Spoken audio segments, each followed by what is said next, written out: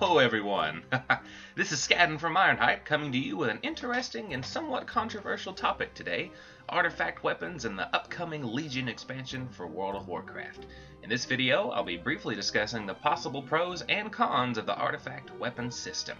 Now hopefully you guys have heard about artifact weapons from the Gamescom stream or other YouTubers out there, but if you haven't, basically every single spec in the game upon the release of Legion will have its own legendary weapon to retrieve to aid in our battle against the Legion, since things won't be looking so great for Azeroth at the time. The artifacts will be our weapon throughout basically all of Legion, and most will be familiar weapons from the fallen heroes and lore. It is confirmed, for example, that Retribution Paladins will be wielding Ashbringer, and Enhancement Shamans will be wielding Doomhammer along with an offhand weapon made of pure energy, which is pretty cool. Now, for the lore implications of using the weapons of these super important figures, be sure to check out our video by Ironhype's very own Lumen regarding the possibility of major NPC deaths that could or could not lead to our subsequent wielding of their weapons. Ooh, spooky. Now, it's hard to dispute that Ashbringer and Doomhammer are pretty awesome and iconic weapons. Tyrion and Thrall have been wielding these bad boys for quite some time, and when we see these weapons, we immediately know who we're dealing with. My primary concern here is a simple one. Will the coolness factor of these weapons quickly run out when we see every Retribution Paladin with Ashbringer or every Enhancement Shaman with Doomhammer? Not that there are too many of the latter, of course. Granted, Blizzard has taken steps to alleviate this effect a bit by adding different weapon skins and color customizations that are unlockable by things like raiding and achievements, and also allowing us to transmogrify over said legendaries, which admittedly does help out a lot. But still, underneath that slightly more blue Doomhammer, we know what's really there. Back when the corrupted Ashbringer dropped from pre-rework Naxxramas, it was immensely special to see. A few people at Blizzard even said it was a mistake to ever let it into the hands of players, and there was a plethora of discussion regarding if it was canon to the lore or not, and what the implications of that were.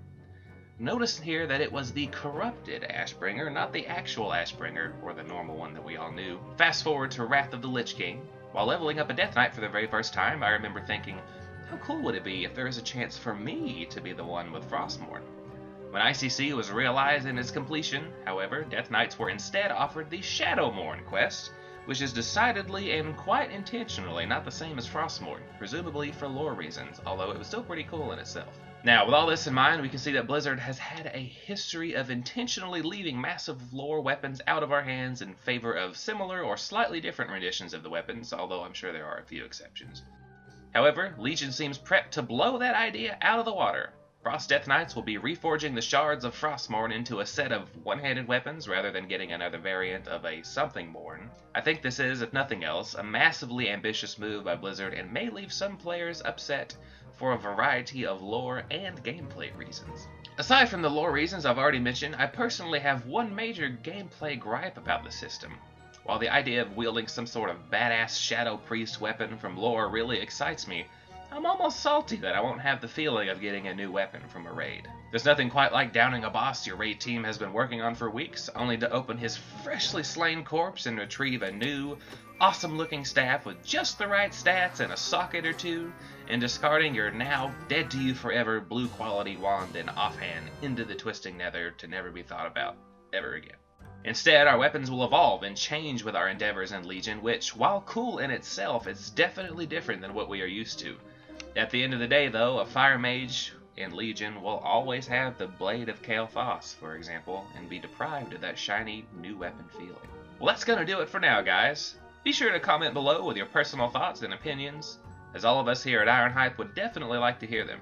Also, throw us a like and subscribe if you did enjoy the video. And from me, Skaden, and all of us here at Ironhype, no matter who you are, no matter where you're at, have a great one, and we'll see you next time.